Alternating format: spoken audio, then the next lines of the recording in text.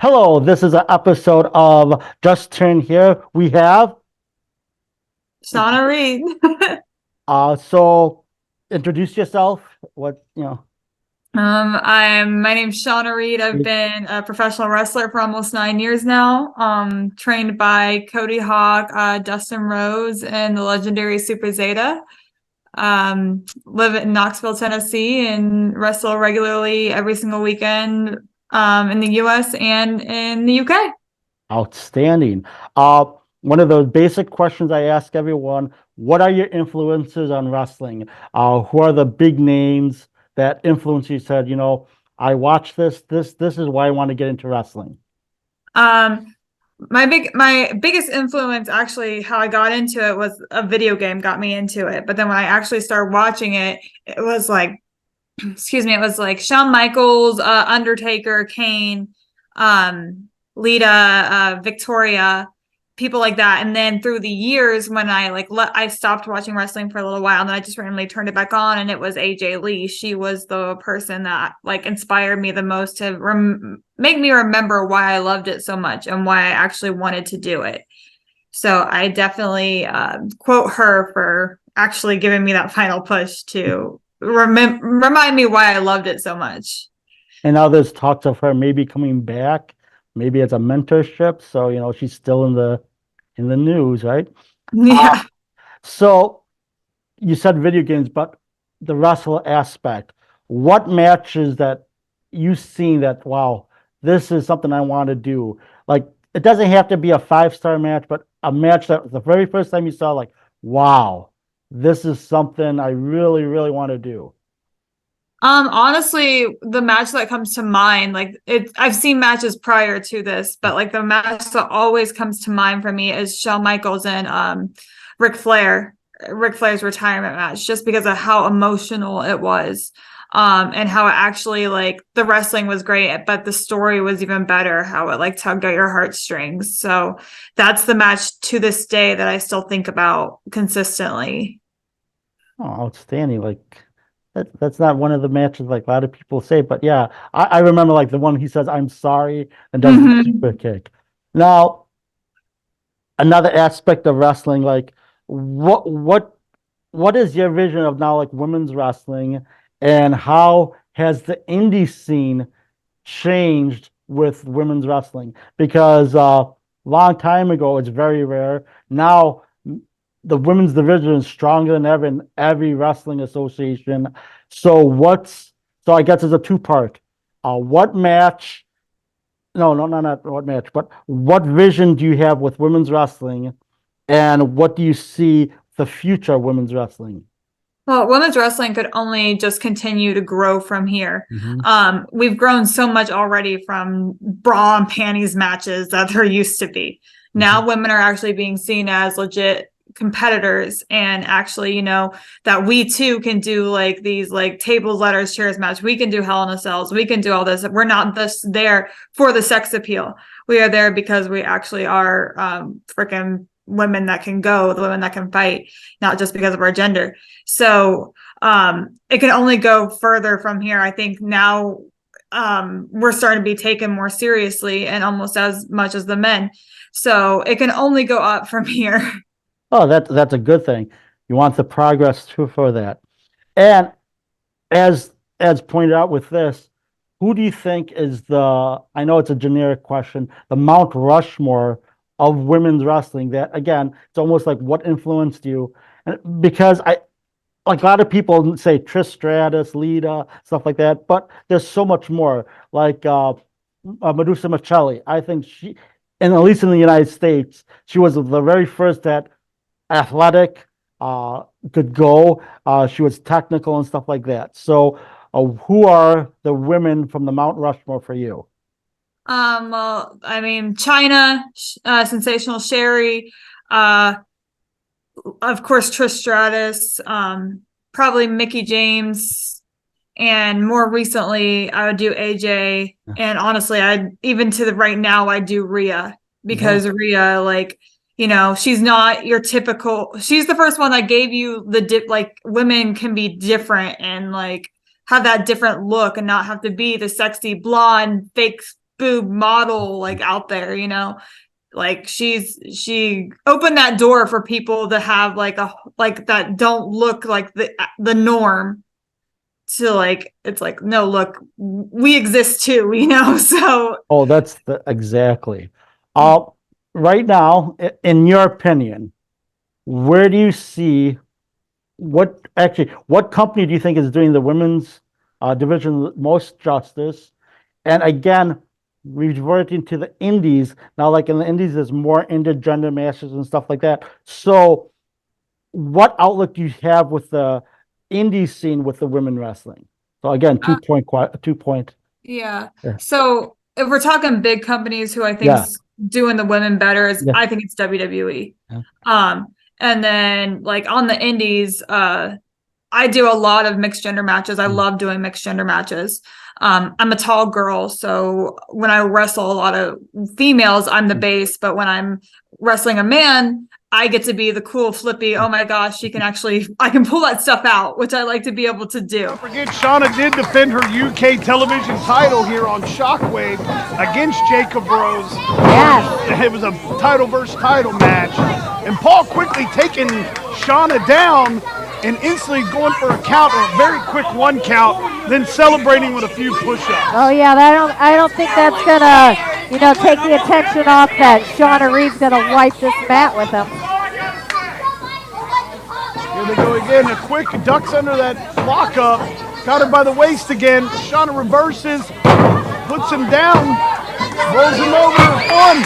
Oh, she gets a 1 count of her own. Oh, he kicked out of that. And Shawna celebrates with some push-ups. But I also don't mind being the base too, you know.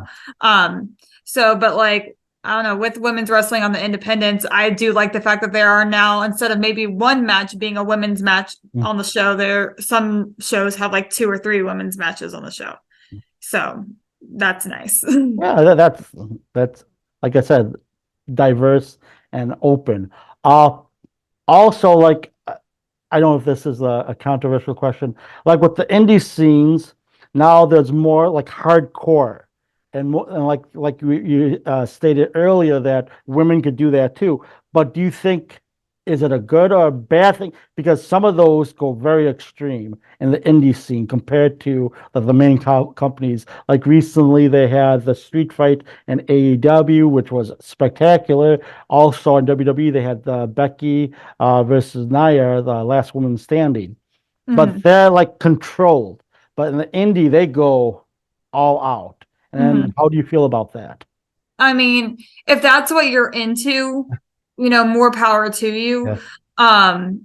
I'm all for them if it makes sense, if it leads up to it. If there's a story that leads up to literally the only way that this can be resolved is, with this kind of situation. Or if like 2 people have so much like animosity towards each other, and like we can tell that's literally the only way that they'll fight each other, is literally trying to kill each other. And some people like are literal deathmatch wrestlers. That's all they want to do. And all more power to them, because like that's insane. And if that's what they like to do, let them do it. Like I have no issue with it. So Good answer. For yourself, what do you think is your ultimate goal in professional wrestling? It used to be, make it to the big time, like make it somewhere, get a contract. Now, I think nowadays it's, I've always wanted, like, it's always been a goal of mine to make some sort of impact on women's wrestling, just kind of leave some kind of legacy behind. Yeah! Right! The bell rang! We'll get disqualified. We can't hit her. Okay. Can we ring the bell? I ring the bell, damn it. Okay! No. Okay! We're gonna go! We're gonna go!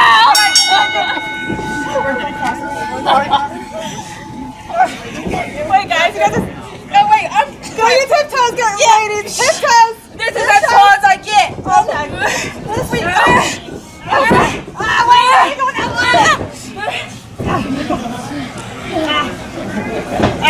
Wait, I don't want to do this. I don't want to do this.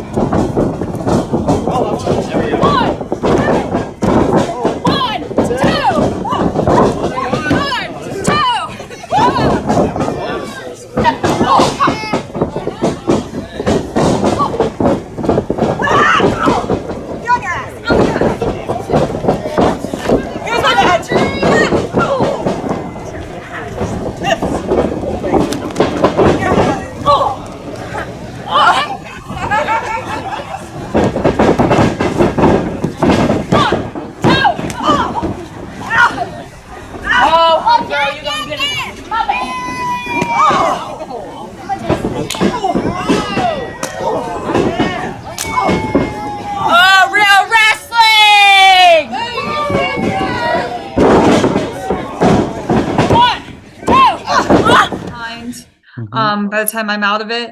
And you know, I've very much like have enjoyed the training side of things, like being like training, like being a trainer and like doing that. So, you know, maybe that's my calling. So maybe like, you know, the new goal should be at some point like being able to open my own school and run things like that. So How has the influence of Dustin Rhodes, because he's from the lineage of Dusty Rhodes, how has that affected your goal also? What, you know, that aspect? I mean, it's really, really cool. Like I grew up watching Dustin, grew up watching Dusty, you know, and getting to go pretty much revert back to my old ways. Like I was at a standstill. So I applied to a school and got chosen because I wanted to start over completely. And so that was really cool with one of the best people that could possibly do it. I mean, with the knowledge of his father and like the Rhodes family in general is legendary. So I pretty much picked the best person that I feel that could help me with the basics and what I needed and to pretty much start over. So yeah, Dustin is great for that. And you know, I was just with him last weekend, and I'll see him this weekend. So it's all fun. Yeah, with his passion, like, you know, and again, it's hard to compare because different time, like Cody and Dustin, because Dustin, you could see more of his father in him. While Cody, I think he's the complete package. And I don't want to say it this way, but more of the business aspect of wrestling. While Dustin's more like, again, don't take this the wrong way, more like the territory days. Like, you know, he'll go to a small show still and stuff like that. And I think that's different. And the aspect is so great nowadays that you have so much different variety. Another question that I asked, and this one's controversial because it's not really like but what do you feel the indies mean to you? Because you just like you allotted earlier about if this is the teach stuff, but what do you think the indies mean to you? I mean, I guess it means growth, you know, like you go to a bunch of different companies throughout, you know, when you're on the indies, whether they draw like 5 people or whether they draw like 1,000 people. You grow in every single show. As for the RCW Women's Championship, the referee for this contest, Referee Cody. Introducing first, the challenger. She hails from New York City. She currently is seen on NWA. Ladies and gentlemen, wrestling fans, give it up for the one and the only Martin Bell.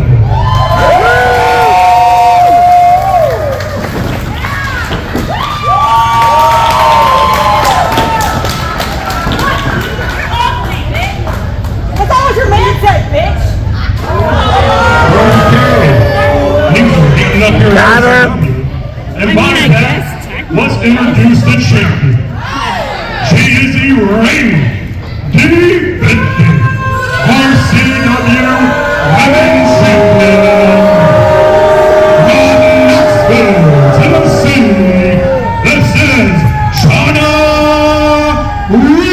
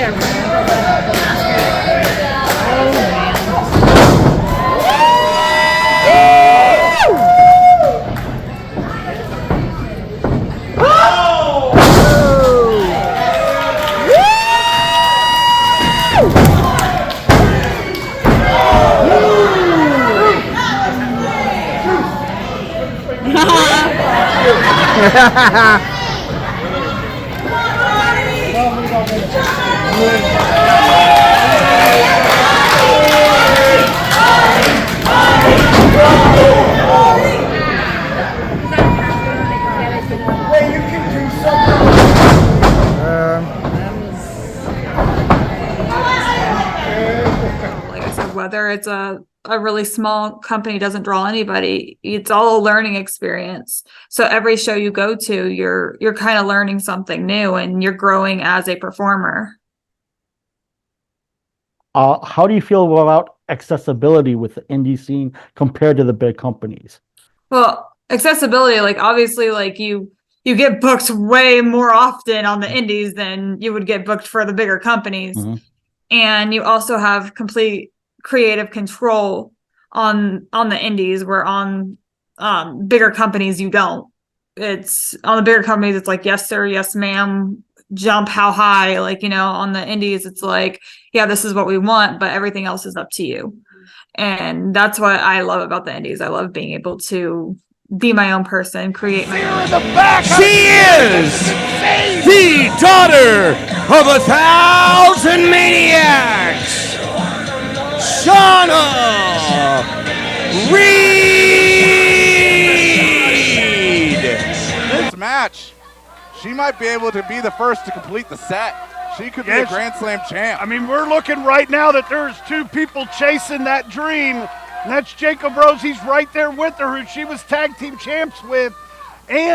But like you said, she's in a better position right now that she could possibly leave here tonight the #1 contender for the FGW heavyweight title. If you were wondering how I actually did it, yeah, that's how I did it. Oh! Shawna Reed just slapped the taste right out of Aaron Williams' mouth. And Williams is incensed. Oh, Shawna firing up with some beautiful forearms, but cuts her off right with that knee to the midsection. Coming off quick, ducks that big punch. Shawna goes with a dash press.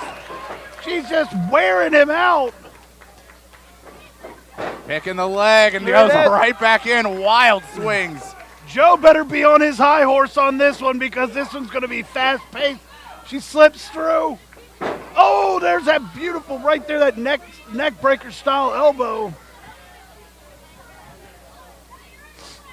The baddest man alive. Not feeling so bad right now, huh? Had to take a little break. Did you see Shawna? Oh my God! She about went into the audience. She almost went 3 rows deep, Bryce. Throws Williams right back in there. Climbing top side, Steve. Look at this. Now she's climbing the top rope. Comes off. Oh, beautiful Hurricanrana to Williams. Like I said, I don't think he was expecting in a million years it was Shawna Reed. There's a wheelbarrow bulldog.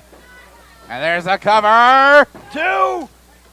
Oh, and Aaron Williams with great ring presence there grabs the bottom rope. I have to give Aaron Williams his credits, as I did earlier tonight. He has all the reason to call himself number one. He is a ferocious competitor in his own right. I mean, he's the current Super Zeta Memorial Champion. But then again, you're going to have to pull out a lot of stops to take out the daughter of 1,000 Maniacs. Oh, gets a 1 count there. And you see her just a minute ago, Ripper Blackheart, which I like to always call him the ace in the back pocket, jumped up on the ring, just got Shawna and Joe distracted just enough to stop Shawna from delivering that blow. Indeed, Ripper Blackheart is a wild card, calls himself the evil genius of professional wrestling, just for these type of trickery and mind games here with the JJ Dillon. There it is. We've seen it a million times. He loves to hit him right on top of the forehead with that shoe. I'll never live down the day that he gave one of those shoes to me. Thank God I've never been on the receiving end of one yet, Bryce. It sucks. Aaron Williams now in full control, as you can see right there, putting the boot right into the side of the neck of Shawna Reed. Come on now, Ripper. Now you have Be Ripper. a gentleman. That's the far thing that Ripper Blackheart could never be, Bryce, is a gentleman. I'm well aware. Did you see Shawna Reed firing back right there? Aaron Williams picking her up. And big, huge body slam by Aaron Williams. What goes up must come down. Williams directing some foot traffic here. Oh! Talk about adding a little extra mustard on that. That thing was a vicious elbow. And it was a quick 2 count.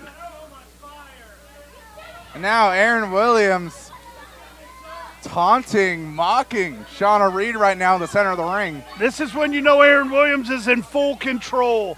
When he starts getting that feeling and he can sit there and he can talk his stuff and he just, oh, and there it is, see?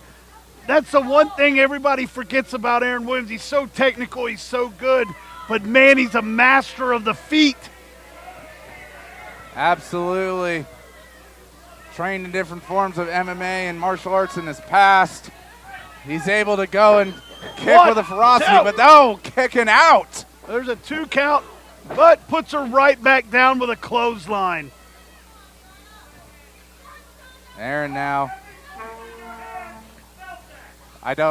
Aaron.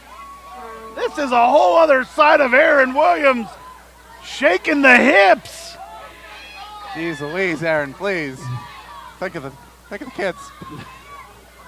This right now is where I always say, when Aaron Williams starts taking the shirt off and the tie, which he didn't come out with tonight, things start getting really, really serious, and these kicks get a heck of a lot stiffer, Bryce. Every time I hear the snap of those kicks, my shoulders immediately tense up. Yeah, you can feel it all the way up here. It's just perfectly placed right in the shoulder blades.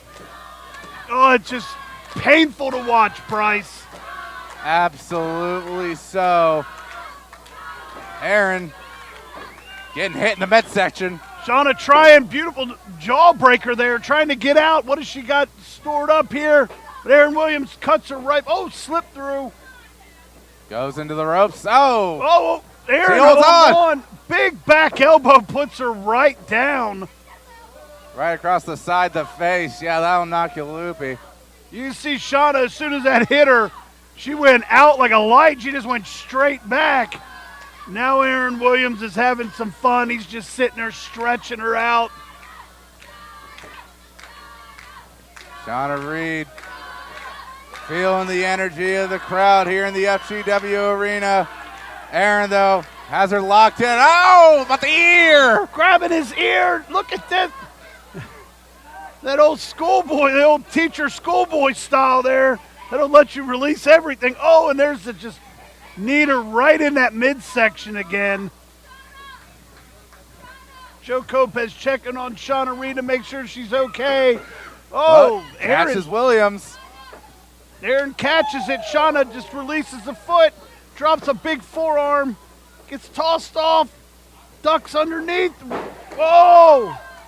Taken down with a clothesline of her own. Beautiful duck under clothesline.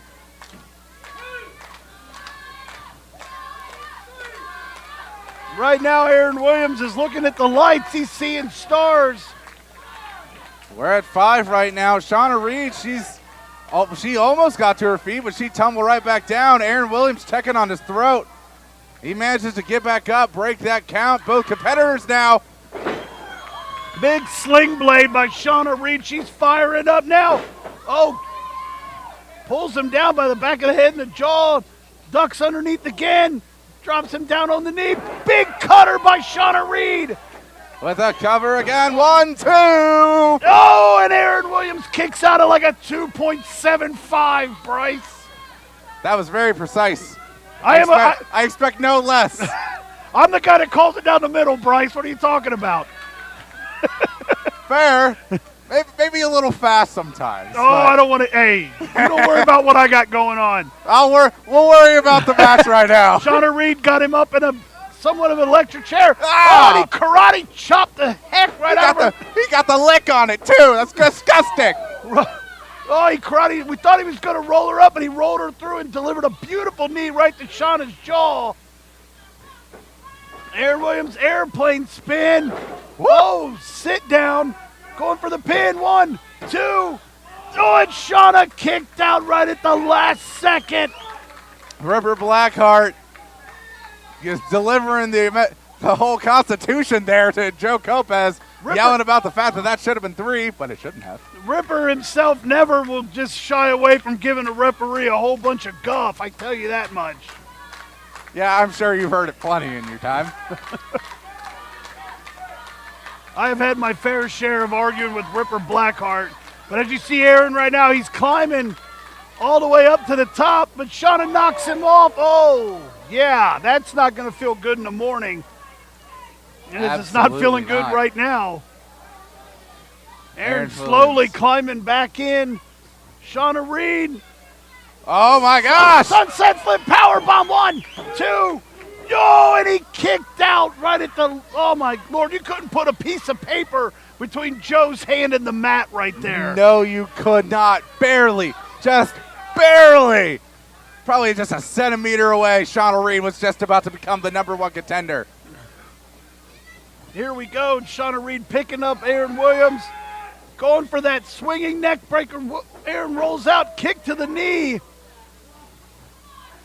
Aaron Williams taking a chance to breathe here. Fire up. Oh, ducks the kick. There goes Shawna off the ropes. Picks her up. Tilt the world. Oh. And Shawna, oh my gosh. She drop kicks Ripper Blackheart off the side of the ring. Magic. Have my own ideas, people, and actually have people listen to them. So. Okay, this is a trick fantasy question. Okay. Okay, if you were a booker, what style would you go after? What kind of show would you put out? Like, for instance, Maria Canales wanted for women's wrestling. She created I always get the Women Warriors of Wrestling, or something like that. I forgot what. Well, but that's aspect because to give women more of a voice, give them more pay and stuff like that. But if you were a booker, what would you do? How would you influence? What kind of style? Just throw that one out there. Yeah, no, I've been trained very old school. Yeah. Like very old school. I mean, my 3 trainers were like literally probably like top, like the oldest school ever out there. So that's what I would train. I would run a show that every match had to tell a story. It wasn't just a flippy, every move literally was a flip and made absolutely no sense. Like it would need to actually tell me a story from the beginning to the end. And, the moves make sense. Still, yeah, definitely throw in those cool flippy things if that's what you do. But I'm very, like I said, very old school. So I want it to make sense. I want the story there. And, as long as there's that, I'm cool with it. And, even watching from the beginning, I want the people to know where they are on the card. So it's not like the first match has 10 Canadian destroyers and that. And then my main event has a hip toss, watch where you're on the card too. So I don't know. That would be my perfect show. I have to give the all aspect. Exactly. Let's see. this is a question I like, and some people get mad at me when I ask. What do you think is the most I almost think I can know your answer, but what do you think at this level of wrestling, what's the most important aspect? People that communicate and have like the look, people that could wrestle you to the ground, or the 50-50 blend? Well, the ultimate goal there is about a 50-50, Yeah. but I mean, nowadays it's pretty much you could be the worst wrestler on the face of the earth. You might not even be able to step into a ring correctly. But if you know somebody, if you're in the right place at the right time or you have the right look, you're going to get signed. They don't care nowadays if you can work. So, but I mean, like that's why I always said I don't want to get signed because of somebody I know or because of how I look. I want to get signed because someone saw how I worked and was like, this girl can go, like, let's like sign her. Like, so if I ever get signed, that's how I want it to happen. And that's how I feel like everybody should. But nowadays it's who you know. That's unfortunate. Similar to that question, mic skills, because, and I don't like to compare. I'm not a tribalist. I watch everything, but I have another show called Everything That's Everything Wrestling, that weekly review. And right now we're in that renaissance period with so much being offered. But with you have this aspect of wrestling, like mic skills, this skills, this skills. What do you think is the most important? I know you said the wrestling ability, but the most important thing right now in wrestling to help move the renaissance of wrestling? I know it's a tricky question, but No, I mean, you need to have a character. And you need to be able to understand that character, like how this person would walk, how this person would talk, how this person, would, even wake up in the morning, how this person dresses, you need to have that character. And once you have that character, then the magic happens. You can go out there and cut a promo, like without even thinking of it, like, because what your character would say in this mindset. How you would act in a match, you would know, like, so characters are super important in that situation. exactly. That's one of the things that I've been a fan for a long time. And that's one of the things, like a character you'll remember throughout. Like again, which is sad, like Bret Hart is a great wrestler. His ability. Brian Daniels or Daniel Bryan, whichever one you want to call him, great wrestler. But amazing, but it's hard to remember. Hulk Hogan, again, hate him or like him, you'll remember like when he body slammed Andre the Giant. Why? He has that charisma and stuff like that. And I think, sadly, when you were saying like ability is great, but I think what's lost, and I'm not criticizing, but a lot of these wrestlers have no charisma, and that hurts. And how they treat fans. I don't want to mention a name because he actually issued a death threat to me. But yeah, and all I said is that wrestling is passionate now. It's a lot to be offered now. You can't just be a big thugging character nowadays and think you can make it big time, because you need a lot. And he took this the wrong way. And he's like, "Oh, yeah, it's just a stupid." I'm like, I'm just saying, because I just point out a message saying nowadays, for instance, I don't know, do you watch NXT? Oberfemi? I don't watch NXT. I'm sorry, but he's a big guy, but he has this presence. I'm like, that's like a complete package. Maybe he's wrestling, but he just has this presence. He's from Nigeria. He has this confidence, this almost like foreign confidence of a long time ago. And I'm like, that's, I think, the evolution what wrestling is going to be. You need everything. You just can't go based on looks. And I think that has hurt a lot of wrestlers who think they could be better, but they're going to rely on their looks. Yeah. Like, for instance, Lex Luger, great human being, but he was like, oh, couldn't do anything. Yeah. Which is going to lead to my next question.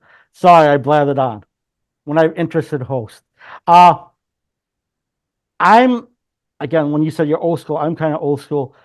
I think some moves should be protected. I think one of the things that with wrestling is kind of hurt, people get out like it's someone's finisher, or like the pile driver is not as important anymore, the DDT. So do you have a list of moves that should be protected? And second part, I'm sorry, give these two parts. What moves do you think have given too much power to, and they're not really strong looking? They may look great, but they're not strong moves.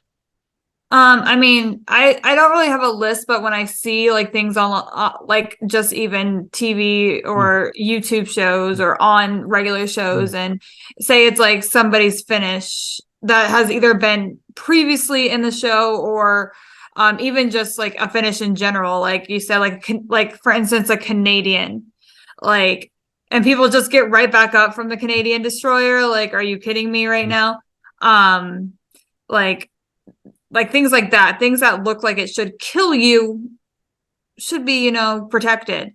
And then, but nowadays it's like, oh no, it's just a cool flippy move. So we're gonna like, no, that should put somebody down and they should be down, for a while. So yeah, I definitely agree. Some moves 100% need to be protected at all costs. That's what my sentiment would be. Like, for instance, like I said, the pile driver, Mr. Wonderful, finish, boom, boom.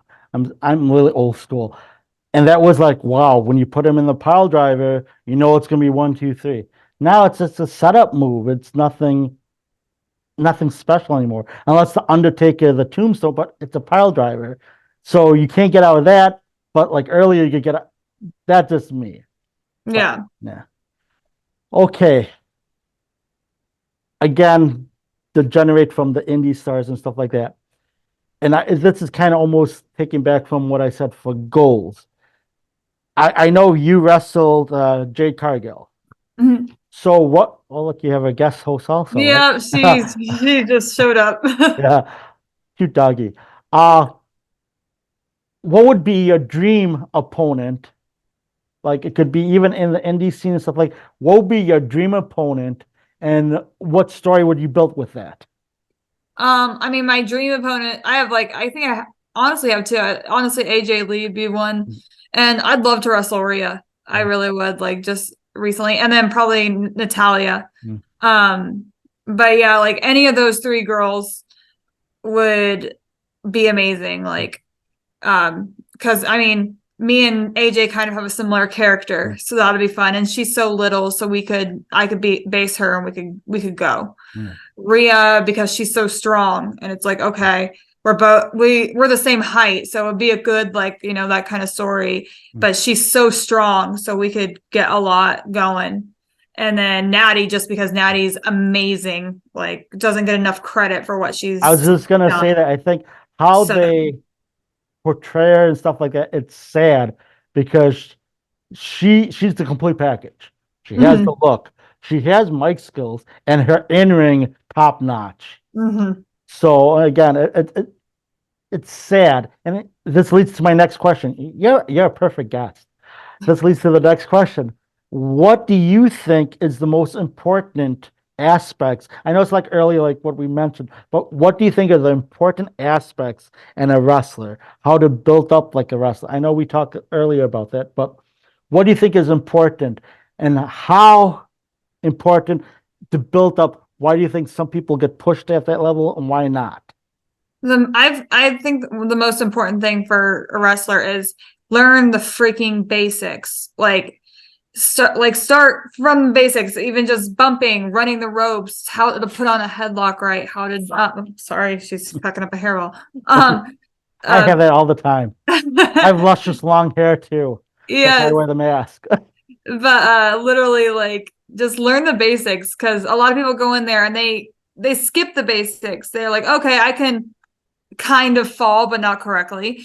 I know how to run the ropes, but not right. But teach me how to do a 619. Teach me how to do a like friggin' swanton. Like an F5. Teach me how to do all this stuff. But nah, I don't want to learn how to put you in a headlock properly. Like, the little things are so important, and they're going to be there for you like more than a big move. Like I can't tell you how many times I've had people pop for me putting a headlock on somebody, like, and I don't need to kill myself or my opponent. It's this, like, you will not be a safe worker unless you know the basics. Very good. That's true. Okay, now this is the controversial part. Indies are now a bigger thing. Like you've always heard the term indies, but now I think it's bigger and more important than ever. And I think right now, when you have the big three, but the big two are probably the most that are causing a problem where a lot of these stars want to become instant stars and never pay their dues. How do you think the system should go back to embrace the indies? Because I think people take it for granted. Now it's more people. There's so, like, for instance, I'm in Wisconsin. There's so many little indie scenes and stuff, the accessibility, stuff like that. But do you think a lot of wrestlers that are skipping paying their dues have hurt them? Yes, because you never truly figure out like the hardship of wrestling. I mean, yeah, the bumps and everything is terrible. It hurts. It's wonderful. But I can't tell you how many people nowadays that I know that have never put a ring together before, that don't know how to like put a ring together, or like when the promoter's like, hey, can you set out chairs? And they think they're too good to do that. It's like, no, we're coming to work. You need to set up your office, then go to work and, tear down your office. And that helps people so much in more than one way. Like, you generally become thankful for the business, and, it looks good on you. A promoter's gonna be like, yeah, so-and-so, you should book this person because not only can they work, but they helped out, it just shows respect. Mm-hmm. And it's almost humbling too, that you get all the aspect. And okay, I may go like, don't think I'm like in the medicine field, you go for intern, built it up. So you have to pay your dues to actually appreciate more. And for me, I've met a lot of wrestlers. The people who do pay their dues, they're great with fans. Well, those are not, they act, I could swear here, you could swear too. They think their shit don't stink and they treat people like shit. For instance, Adam Cole, one of the nicest human beings. I don't know if you ever met him. This guy bends over backwards for his fans. Then you get some other people that right away, they couldn't give you the time of day. That kind of thing. Yeah. Yeah. So how would you, I know you little alluded to your style and stuff like that, but how would you describe you if you had to talk to a promoter, how would you describe yourself and what to promote yourself as a character? I would say I'm a wrestler that will actually have a character for you, and you will have a story from start to finish. I will do old school, and literally you will be invested the whole time in my match, because it will probably be the only match on your show that'll tell a story. Perfect. Let's see. Now we have a few minutes. How about this is going to be out on the 7th of April. So promote yourself. Tell, like, if you have matches, defending titles, or if you have do you have a title? Do you want to show that off? Well, they're in the car, so the titles are in the car. Okay, but 5 minutes promote, like in the next week, like April 7th on, what do you have going on for yourself? Well, April's kind of a slower month because I'm actually having surgery on Monday. So it is a slower month, but towards the end of April, I'm actually going to be pretty much in Indiana every single weekend. Like I've got RCW, it's in South Bend, Indiana. That is April 27th, April 28th. I think I'm in Greenfield, Indiana. Like it's all Indiana. The last few, but I post my posters on my page, so if anybody just look up my name and you'll see the posters. But yeah, so I don't really have much going on in April. I will be at War Wrestling in Lima, Ohio, the second Saturday of April. But I won't be wrestling because of the surgery. So, but other than that, that's pretty much all we got. Oh, that's good. Well, you could go also like in May and stuff like that if you have any more things. Yeah, Yeah. completely booked throughout the year. So just look at my profile and you'll see all the posters. You mentioned you have your titles in the car, and I don't want you to go get them. Mention all the titles that you do have. I'm the Battle of the Border Women's Champion at in Harrison, Ohio, or Cleves, Ohio. War Women's Champion in Lima, Ohio, and Tag Team Champion in not Greenfield, in Lafayette, Indiana. Who's your tag team partner? Haley Shadows. Oh. So I'm trying to think if I have anything else that I am right now. I don't think so. So anything else what you want to add? I mean, my Instagram, Shawna_Reed, Facebook, just Shawna Reed, Twitter, which I don't really use that much, but why not? Shawna Reed 93, and just follow me anytime you want. Outstanding. How about this? It's a little cut short. The matches that you have participated, which are your top 3 matches you have participated in? There was a when I was UKW TV champion over in Batley, London. Yeah. There was this match against this guy named Cerebral Steve, and that by far still to this day is my best match I've ever had. He was great. And then I guess all my matches that are my favorites are with guys. My other favorite match was for one of my trainers who was actually my best friend, and he passed away from cancer. Oh, so funny. Yeah, so that we did a memorial show for him. So me and my friend Logan wrestled for the title that we made based on him. So that one was emotional and just amazing, and we did all this stuff that he taught us because he was a luchador. So we did all that. And then one was very, very early in my career, super early in my career, and it was against this guy named Ryan Michaels. And everything just worked out perfectly between me and him. So, and there was a great story. So it all was really, really good. And all those can be found on YouTube too. So. And it's okay, I use it because I don't know if you watch my other, I put a match. Oh, yeah. Yeah. For instance, I've noticed one of these girls were talking bad about you. Can I start that out? Sure. I didn't know someone was talking bad about me. No, I think you had a championship. They were challenging you. This is early on. Is that okay? Then sure. I mean, if they were just challenging me for a championship, but if that's all it was, then that's fine. If they were actually talking crap. No. This is not a show or anything like that. No, it's one of those things that they're on YouTube. That's why I pull everything, so everything's accessible, so we don't get blocked or anything like that. Yeah. Yeah, okay. So, okay, last couple of minutes. Tell us the Shawna story, anything. There is no other Shawna story. You've heard it all in this whole this thing. Well, I would like to thank you so very much. Like I said, this is going to be out on April 7th, WrestleMania weekend. Do you have anything, any shout-outs for WrestleMania? Any predictions?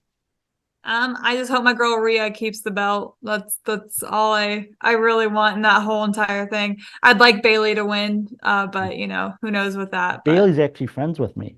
Oh, very cool. Yeah. But, I tried, but not so much.